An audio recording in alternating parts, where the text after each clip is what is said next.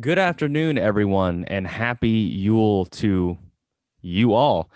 This has been a wild year. I think most of us are happy it's about to end, but it's also been an incredibly exciting year in a number of ways. I've met an incredible amount of people through doing this. And one of the things that's really been on my mind lately is how interconnected a lot of these networks really are.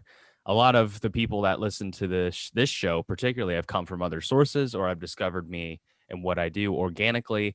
And regardless of where you come from, it's incredibly exciting that you have found this and that you are listening to this right now. And I welcome you if this is the first time that you ever heard any of Beyond the Well stuff. And basically exemplifying that principle of how interconnected all these networks seem to be is our guest here with us today, known on social media as Druid of Freyja, which is initially what drew me to this guy, and he turns out to be a pretty interesting cat anyways. But welcome everyone. Logan, how you doing, bud? Pretty good. Happy to be here. I'm happy about that. I'm glad any other answer would have been a little awkward for me to get through, so I appreciate that. Yeah, I had nothing else going on. You're better than a vacant time slot, I guess. So I'm really happy to hear about that, man. I'm glad to have someone who is united under Freyja's banner. They're a little less common, I've noticed, at least in the like the pagan community. Freyja devotees, I know they're out there, but it can be a little difficult. Like you see a lot of Odin, you see a lot of Thor, Tyr, even, but Freyja is, in terms of goddesses, she's probably the most popular. But how has your experience been on social media or just going to gatherings and things like that? How has it been with Freyja being your patron deity? I do see, like you said, probably more people worshiping Freyja than any other goddess in particular. I guess it's a little less common. It's a little more common among women. Uh, but there are some really obscure deities out there that get even less attention. Like Nerthus is one that I work with as well. Is the kind of the mother of the Vanir. Asherah is another from a different tribe, but representing a lot of the same things. Astarte, and you mentioned women, and that's very true. I think we spoke briefly a minute ago about some of the more like other tribes and other groups that are starting to rise, and a lot of them center deities like Thor, like Odin, as being like the pinnacles of masculinity. So if you don't find yourself venerating one of them or putting them on a higher pedestal as opposed to the other gods, it's sort of seen as less manly or less masculine. And I do really appreciate seeing other deities like Freyja and the left hand path. I'm not sure you're too familiar with that, but the veneration of the feminine divine is incredibly important, and men fall into that category too. Yeah, I agree completely. Like all things, you need balance. And Freya is definitely who I work with the most. But like I said, I worship some of the other Vanir, so I try to find my balance through Freyr and whatnot. But yeah, it's Freya in particular. Her energy has helped me with a lot of things that I needed to process in my own kind of spiritual path. So I do think it's important for people to kind of find that within themselves. I do think specifically working with feminine deities and Freya representing love and among a lot of other things, a lot of other aspects, it's one of the things that she's primarily known for. And the feminine divine is a lot more nurturing and caring and giving and empathetic. That's sort of what a lot of that, what falls under that feminine banner. And of course, it goes both ways, but that's one of the primary aspects that people come to her for. Or rather, like in my own personal experience, she came to me.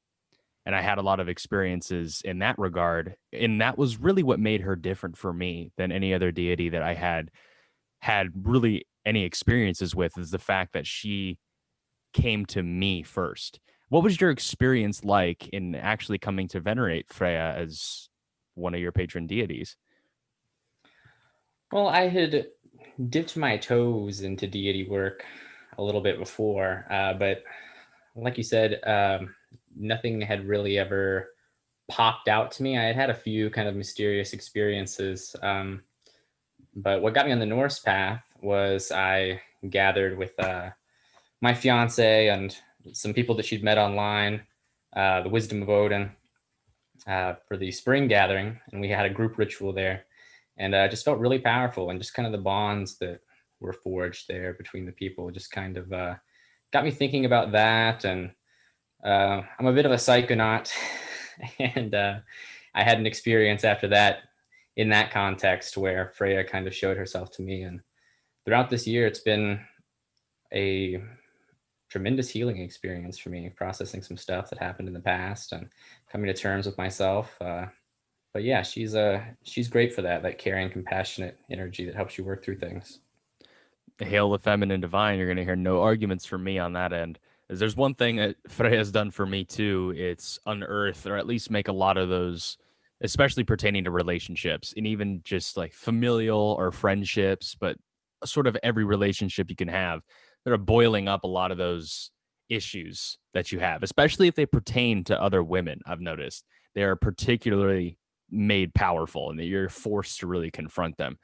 And that's, again, hail the feminine divine. It's a lot more nurturing and caring. And it really makes you take a second to look at what you are, who you are, and to question a lot of those things in a different way, in a way that perhaps a more male or dominant deity would rather repress or use in a different way.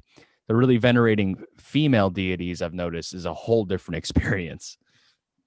Yeah, yeah. With the masculine deities, it's sort of like you need to do this, or sort of a tough love approach. Like, show me what you're going to do. Venerate through action. Whereas, when I'm interacting with Freya, it's more of a look inward. Analyze the feelings you may be having, the actions you have in the past, your attitudes towards other people, how you relate with them, how you relate to yourself. There's definitely a duality there that expresses itself in different ways. And I don't know, the feminine side really has helped me a lot. So in other words, Thor will lead you to a gym and make you deadlift 500 pounds. And Freya's gonna be, you need to sit here and journal this stuff. Like you really need to Yeah, work on yourself. yeah. Not knocking deadlifting at all, but sometimes No, sometimes you write your stuff down. absolutely. It feels good to go and deadlift things or throw Yep. heavy things or punch someone in the face. It feels really good to do that, but that's not always the answer, Yeah, yeah, I agree. legally speaking, anyway. Yeah. But like one of the things you mentioned a second ago, I thought was very interesting. So you're relatively new, you would say, to the Norse path. Yeah, to the Norse path in particular. I had been doing deity work for a little while before I kind of really accelerated my spiritual growth this year, you could say. But yeah, I really only started kind of at the beginning of this year on the Norse path. Oh, that's very fascinating. So I know you had mentioned you actually just kind of tagged along to this, the Wisdom of Odin. Shout out to you guys, definitely doing a lot of great work over there. But you just kind of tagged along the way you said it, the way you explained it, is you sort of just went with your fiance just to kind of check it out, or did you have any idea of what you were really getting yourself into? Yeah, well, she had been worshiping Odin for a few years at that point, so it was kind of her thing, and I would kind of float it around. I had various spiritual practices that I did, like meditating and like chakra work and stuff like that. But I had never really taken the plunge into the Norse path until that gathering. And I don't know, just there's something to be said about the power of like a group ritual, the ability to invoke things in that context. And I really felt it. And it makes you wonder if the gods choose you or if you choose the gods sometimes. And that's something I've heard Jacob from the Wisdom of Odin actually mention is this concept, and it's said other places too. A friend of mine has spoken, we've spoken at length about that idea. Like, is this something that you are chosen to do? Like, if you have an affinity for speaking, if you have an affinity for painting or drawing or writing, are those abilities being used by the gods to fuel your interactions and your relationships with them?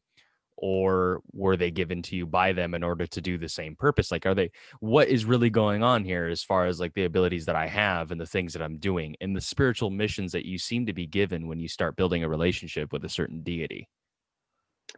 Yeah, it certainly makes you wonder as to their motives, doesn't it? Yeah, it does, definitely. And here's the thing, and the very fascinating part about it is sometimes they're selfish motives.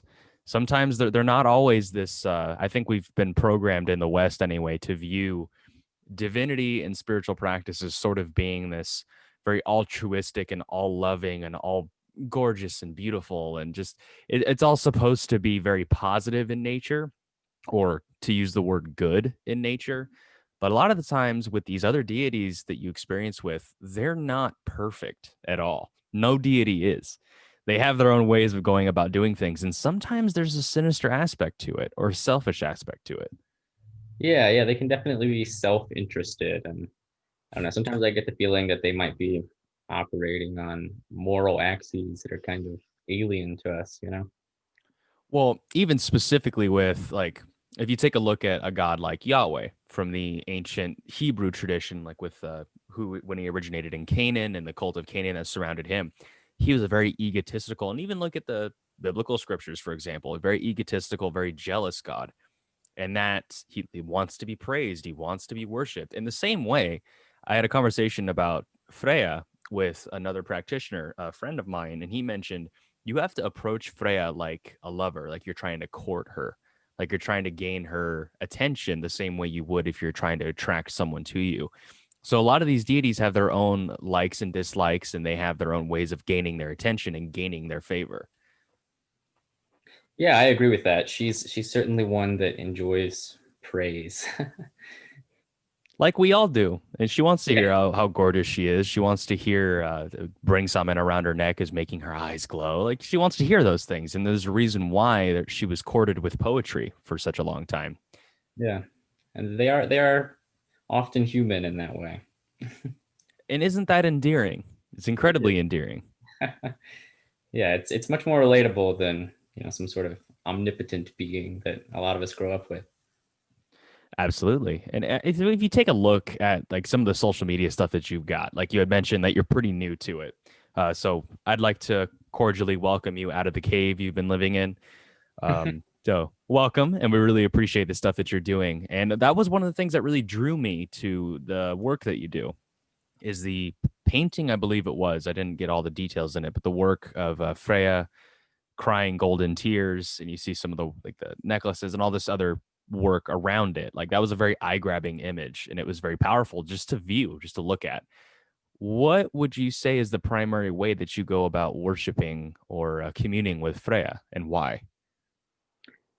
I would say that the most often thing that I do is just sort of the gifting cycle, just providing offerings and communicating uh, through like trance and meditation. Um, I brew my own mead, so I often reserve a bottle for offerings to give to her, and I've been branching out into like writing poetry and stuff. But yeah, primarily just the offering cycle. And recently, I've had the honor of leading a couple group rituals for her, which was, I mean, that's a whole other ball game. But that's probably the most intense thing that I've done. But You want to talk about nerves?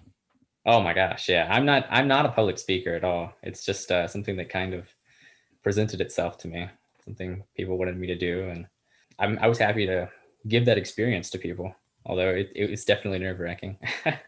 Well, I definitely think there's a reason behind it, you know? Like I don't think you weren't a nobody to her. You weren't a nobody to the people that you did that group work with. Like there's a reason why you were put in that position. Yeah, yeah, I think so. It's for me and for others, I think. Yeah. These things, I do think these things happen for a reason. Come on, man, don't be so humble. But when you're in that context, it is simultaneously nerve wracking, but there's also you kind of enter a different state of mind, you know?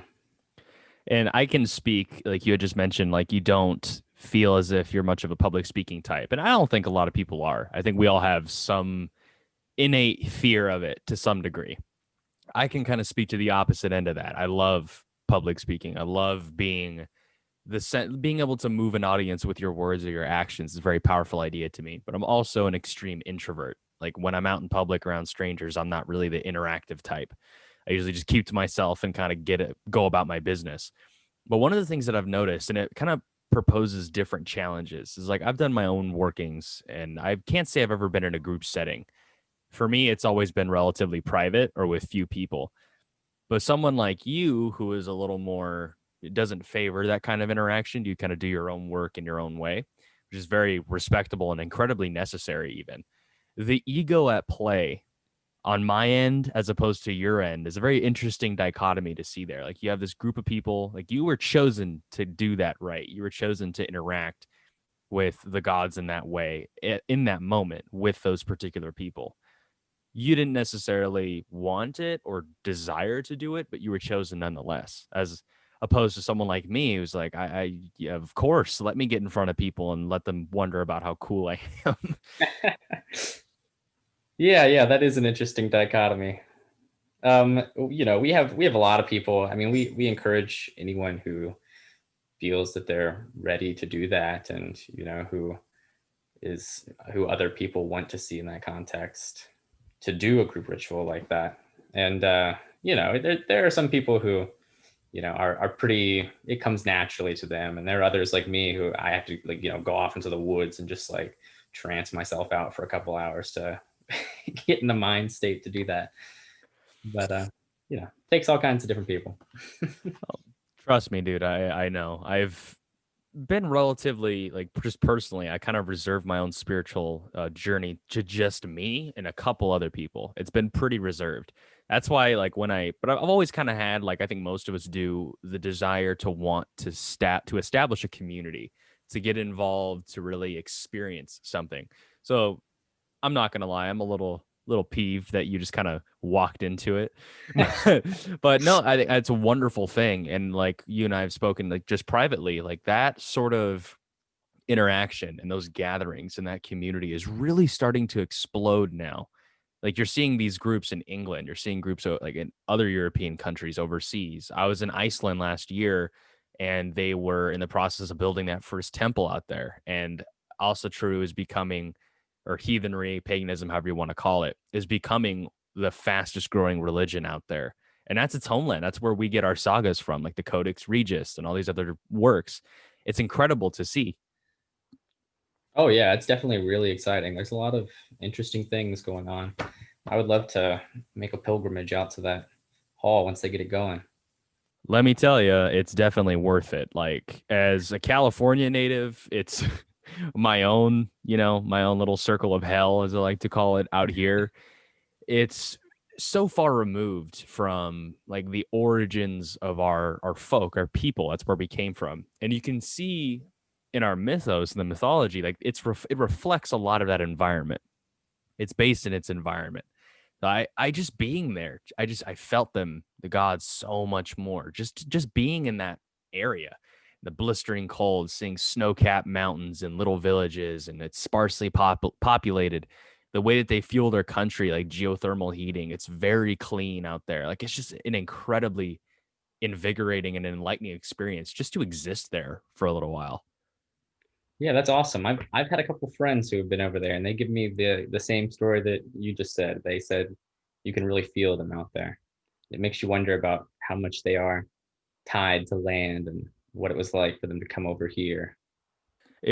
I had the pleasure of visiting this one particular location, which as a bit of a history nerd, I found very exciting. It's this place called Thingsviller, and it's the meeting. It was basically like the spot of the country when all the tribes, the various like Norwegian tribes, and when migration started happening to that area, that was the one spot that they would meet at every summer, to basically all the different tribes would come together and sort of talk about laws and settle disputes and things like that. And that was a very powerful place of worship as well. It was also, unfortunately, the place in the 1500s, I believe, where Iceland became a Christian nation. But we can forget about that part. Go back a bit further. That was where a lot of the like old rituals and stuff were made, and it was just, it was a very powerful place to be. I just stood there. I went with a couple other people, but I just stood in that one spot by myself, overlooking the fjord and all the little small villages and bright lights that illuminated certain spots, and just let the environment and the gods that live there just fill me. Oh, I can only imagine. Yeah, that's got to be something else. Well, dude, just give it a couple more years. I have no doubt you guys will be heading out there, especially with all the like the different groups and people that are popping up out there who are now venerating the old ways and celebrating them instead of allowing them to disappear like they have been for thousands of years at this point. Yeah, that is something particularly sad about these old ways, is how much has been lost and or intentionally destroyed. Well, I believe Eric from Vordruna said something like that in an interview, a promotional piece he did. He's like, we have lost a lot. We don't know a lot, but all that means is that there's so much more for us to make and to discover. And I think that's an incredibly exciting prospect. Oh, I think so too. Yeah.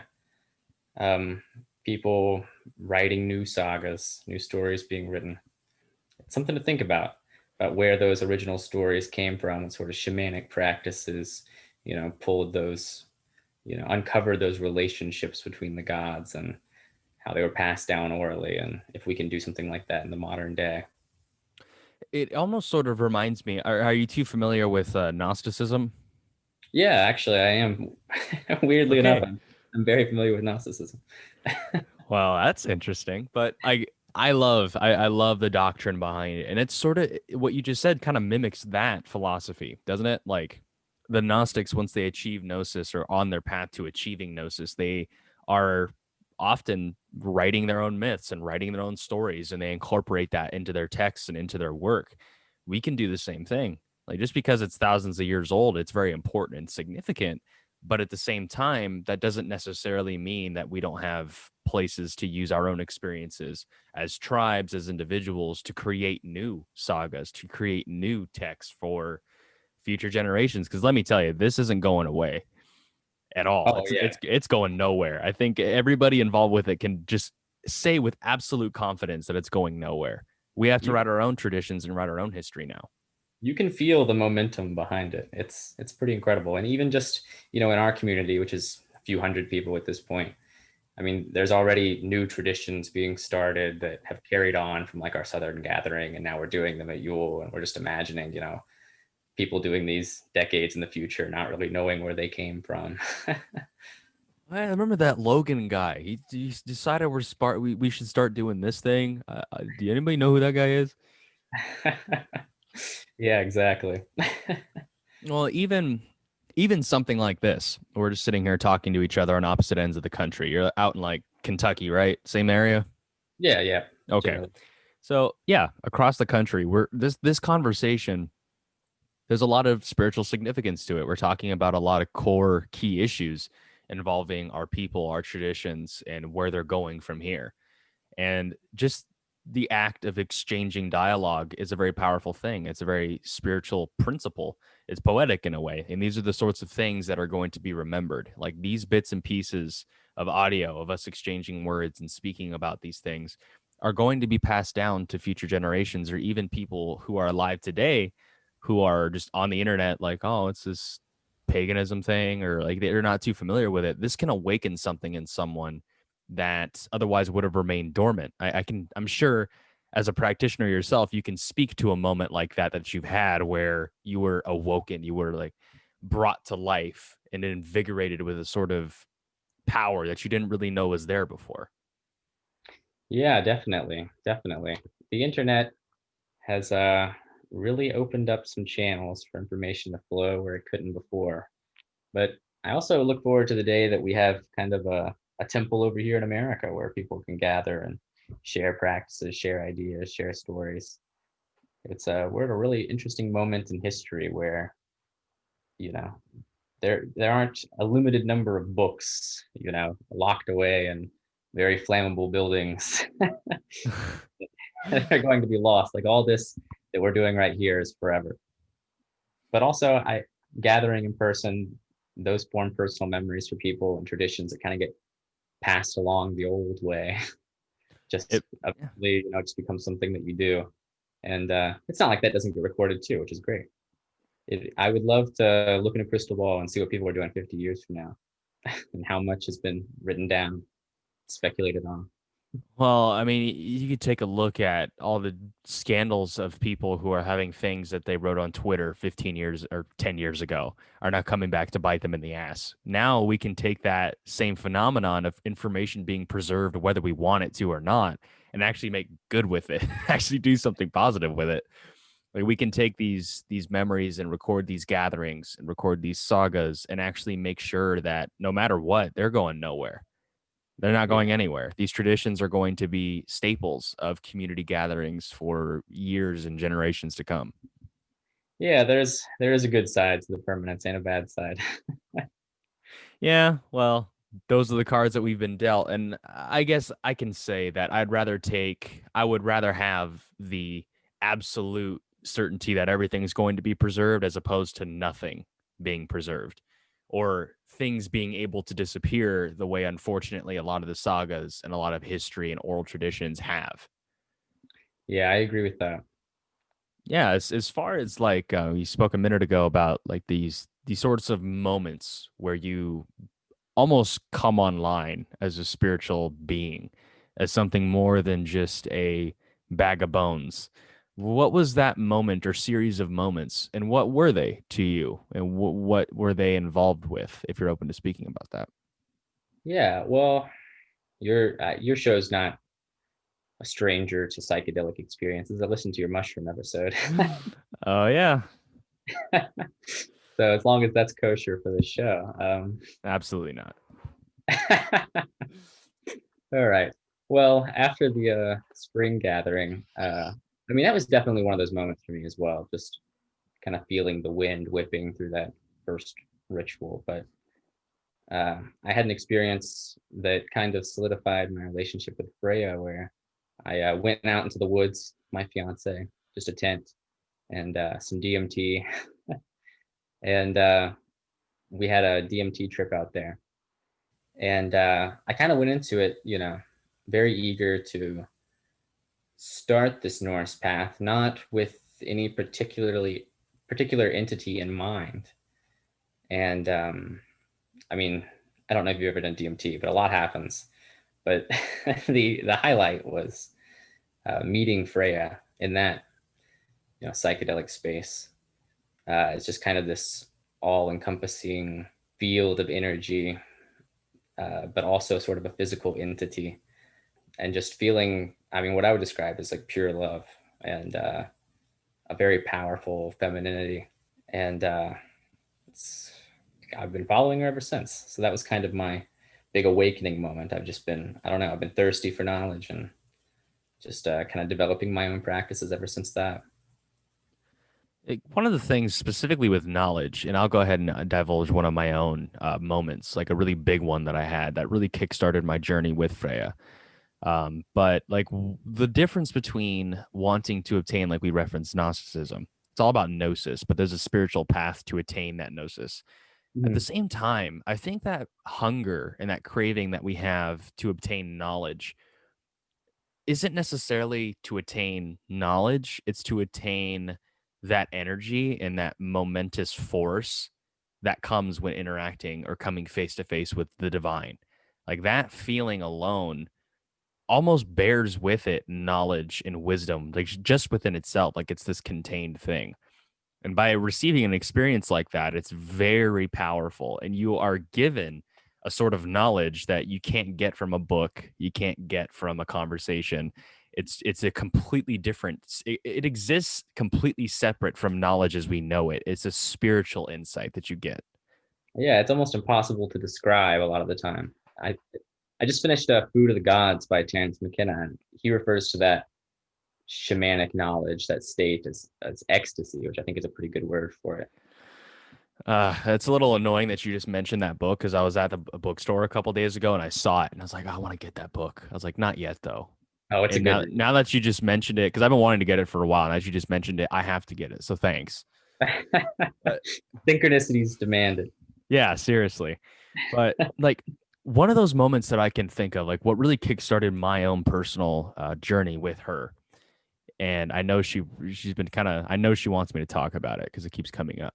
But like what really happened for me is very organic. I was me personally, I had to wrestle with my own spiritual tradition that I was raised with, that being like Christianity, like most of us are in the West. And I sort of started shedding it away when I was in my early teens, just on my own personal choice and my own disagreements with it. But it didn't really fully leave my system. It was sort of always hanging over my head. And I felt like I had to get to know it myself. And I tried, and eventually it just faded away for me. So I was kind of floating for a while in like just this this space of not really knowing which direction to go in, not really sure of what to do, and just kind of just doing all the research and studying that I could do to kind of figure out my own way. Because I didn't want to claim any titles. You know what I mean? Oh yeah, So yeah, yeah, I was just kind of floating around in this ether, and eventually I came across Gnosticism and became obsessed with the idea that this is something that you can do on your own. And I'd done a lot of my own research, and I'd like done meditation seminars and classes at different Buddhist monasteries, and met and spoken with different occult practitioners. So I had a bit of a lot of things to choose from, essentially, but none of them really spoke to me too much. And then I came across the old ways roughly almost 4 years ago now, and that really kickstarted something that was very organic to me, a sort of organic spirituality that I didn't really fully embrace until I had this experience. I decided to, like, Freya always stuck out to me from that pantheon, but I wound up leaving an offering for her last year in commemoration of a relationship that had just begun, and I was very thankful. And I don't really know why Freya was what I chose. I knew who she was, but I had never really had much of an experience with her. But left that offering last year at Mount Baldy, which is where it's like my spiritual haven, is what I call it. I go there several times a week. I think every And pagan has a place like that. yeah, exactly. We all do. It's especially if you, yeah, paganism, it's all a lot of woodland and nature based. So you can speak to that too. For sure. But yeah, I wound up having that offering last year, and in a conversation with that same person recently, like just a few months back, I was speaking about that experience. I kind of forgot that it happened, but in this conversation, it came up again. I was like, "Oh, did you know I left that offering?" He's like, "Oh, wow, that's so sweet." And that was a kind of a commemoration of that event. And as the days kept going by, like the next day, I thought back to that conversation. I was like, I want to talk to Freya for some reason. I don't know why, but I do. So I start when I'm driving to work, like I just start opening up and talking to her. Like I don't really, it's hard to not feel like you're talking to yourself at times, but for some reason I was just guided to do that. Like, okay, yeah, sure. We'll start talking. So I did that for like 3 days, and then rain hit California hard for a few days. I was at work staring up at Mount Baldy because you have a gorgeous view of Mount Baldy from where I work. Standing there looking at the mountain, I'm like, I need to go leave an offering for her. I don't know. Again, I don't know why this is happening, but I'm being guided to go to this place and do this. So I did. I went a few days from that point. Felt very driven and very excited and invigorated to get out there and just leave this offering.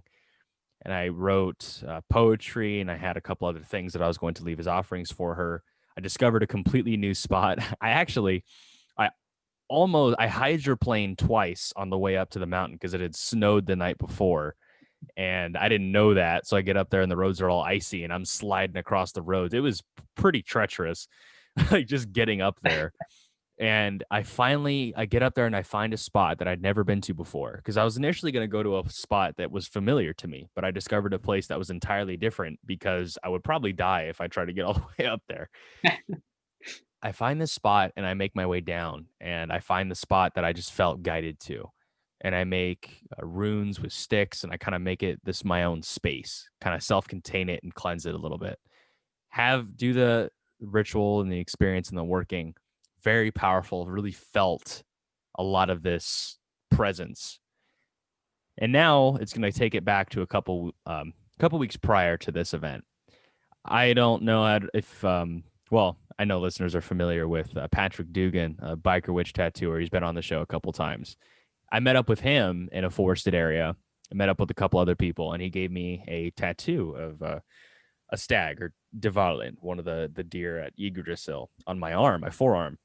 Oh, cool. And yeah, I always felt guided. And I think you can speak to this. A lot of pagans develop a connection with a specific animal, and animism is very big.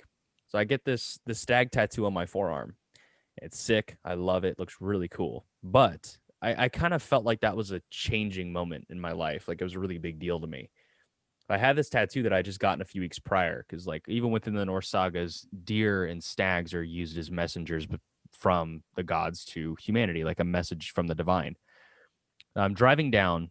I finish the work. I get back to my car, and I'm like, okay, I almost died coming up here. Now I'm about to head down. I'm not trying to slide off a mountain. Like that's not part of my plan today. So I kind of just I look up and I get in the car, turn it on, and I say, Freya, guide me. Get me down this mountain. I'm not trying to die up here. I came up here to speak with you. Help me get down, please.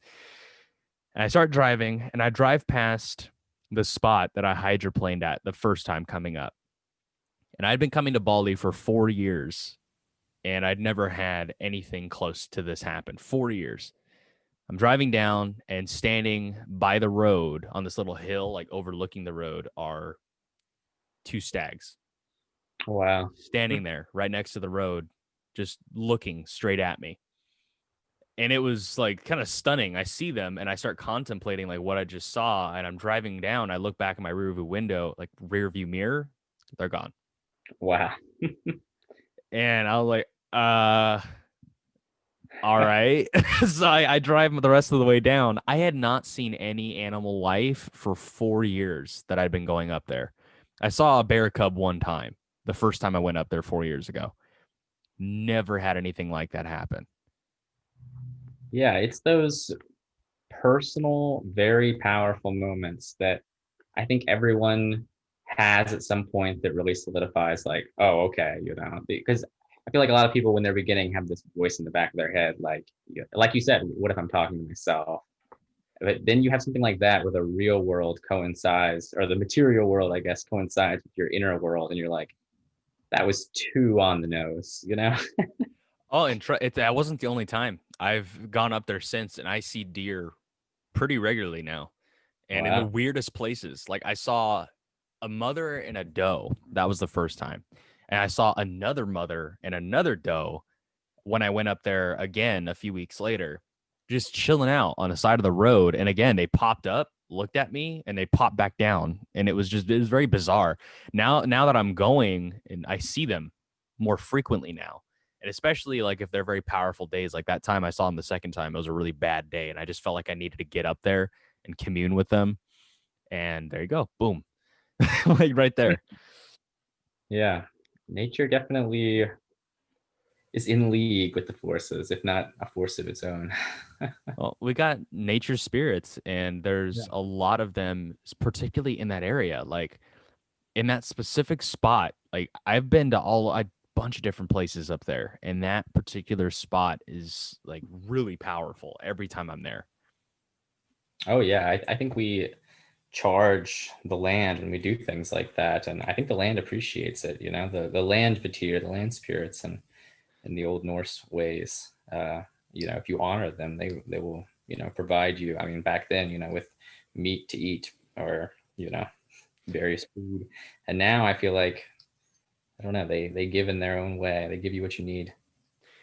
Yeah, they definitely do. And I think like one of the things like I'd mentioned a minute ago, and I do want to get your insight on this.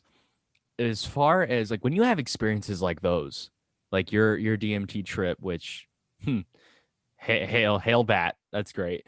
I definitely haven't had anything like that happen. Like I haven't partook in anything like that, but I'm not against it most certainly.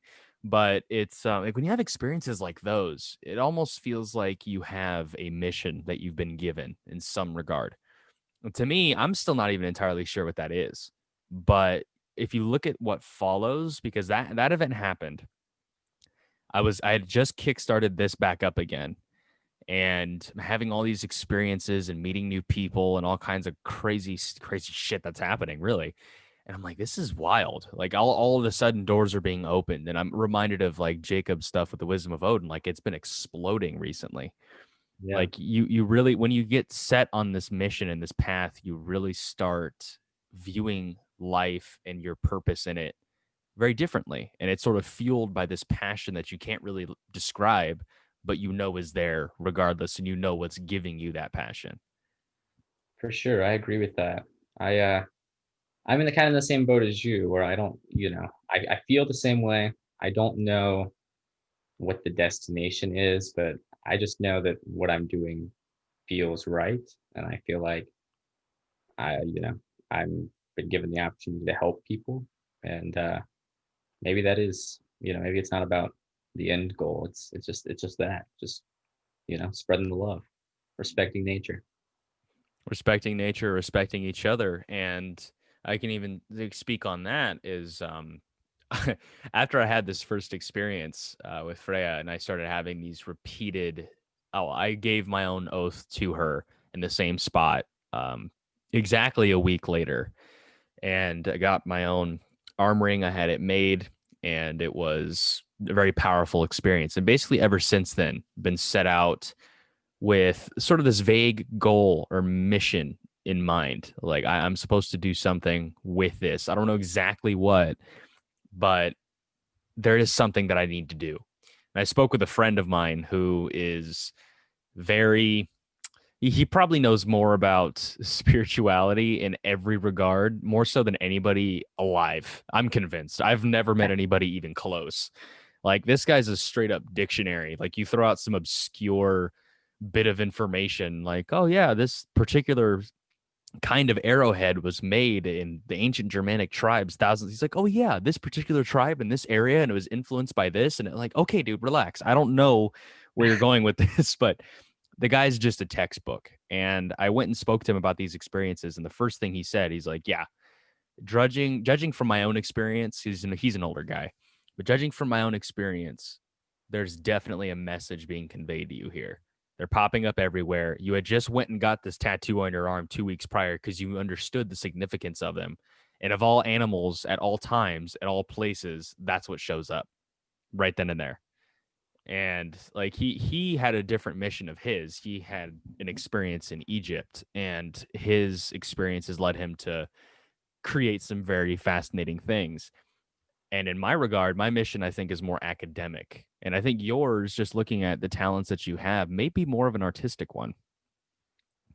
Yeah, I've taken up painting lately, and I didn't paint that image that you were referring to earlier, unfortunately. But I'm trying to get a little more crafty with my with the coming year. Well, I have no doubt you'll be making stuff like that pretty soon, regardless of whether it was created by your hand or not. Just you passing it on the way that you did was an incredibly powerful thing. Like, just it's really what led to this starting and happening. Yeah, yeah, it is weird the ways that people meet. There are definitely forces at hand there, I think. That's I want to go back to your tattoo though. It's funny that you mentioned that because we have a guy in our group. He was at the Ostara gathering and he's been to, everyone since who does hand poke tattoos with like a needle taped to like a deer antler. And we all got one at our first gathering. And after this Yule gathering, when I did that ritual, we went over to the state park on the other side of the lake where I could see the altar that we built, and I got a tattoo on my chest of the rune Avaz, kind of commemorating that experience. It was a bind rune with Avaz and Fehu. It was the bind rune that I'd had on my face for that ritual, and I don't know. I think there's a lot of power in that, in altering your body in that way. I feel like you open yourself up to forces like that, like with your deer, the deer being a creature of the edge between the forest and the plains. It's I don't know, kind of a rambling thought, but It's tattoo. true. It's true. One of the things that I've been taught through the same friend that I referenced earlier. It's the significance of things like that. There, and one of even more wild things. We had this conversation. I talked to him on the phone about all this stuff that had been happening with the deer and the appearance of them and my tattoo. And about an hour after our conversation, I get a text from him. It's a message, says synchronicity. This is the first thing I saw on Instagram on the internet after our conversation. And it was a picture someone took, a personal photo someone took of a deer in the woods. Wow. Like just little things like you absolutely do open yourself up to it. And I don't think, and again, this is something that you can't really explain to somebody unless they have an experience like it. Like if I'm Yeah. sitting here like talking to some, let's say, a Richard Dawkins type. Love you, Richard, but you're not right about everything. If I'm sitting here talking to someone like that about this experience, they're gonna look at me and go, "Okay, you've ever heard of the word coincidence, probability, like all these different factors that come into it?" I'm like, can you imagine the amount of coincidences and the amount of probabilities at play for me to not have any experiences like that with any animals for 4 years, except on the day that I came up here with this specific intent, with this specific thing in mind, and it happens right then and there, and now they're a staple for me. Like the amount of coincidences that need to happen or fall in place in order for that to be the case is mind-boggling. Oh yeah, it's astronomical.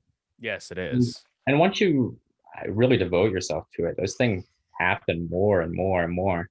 And I mean, it's just even more astronomical. Like I mentioned, my fiance follows Odin, and I mean, I'll be damned if she's just not the biggest raven magnet in the world. She and just yesterday she was wood burning a raven onto a wooden box, and we're sitting there looking at it, and we hear one calling outside our house. And it's, I mean, every time we give an offering, they'll just appear. It's uncanny.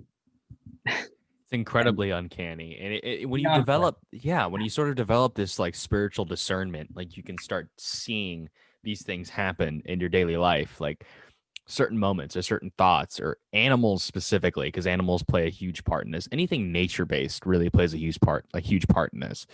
Like you start seeing them all over the place, or you start having these particular experiences all the time.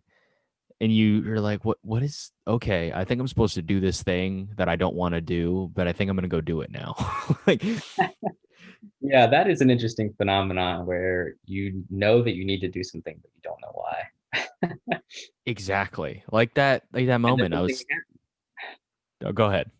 and then something happens, like what you were talking about, like you had that drive to start talking to her in the car, just, as some would say, coincidentally, a few days before it rains and the deer come out. And it's like, no, she was speaking to you at that time so And that you yeah. would have that experience.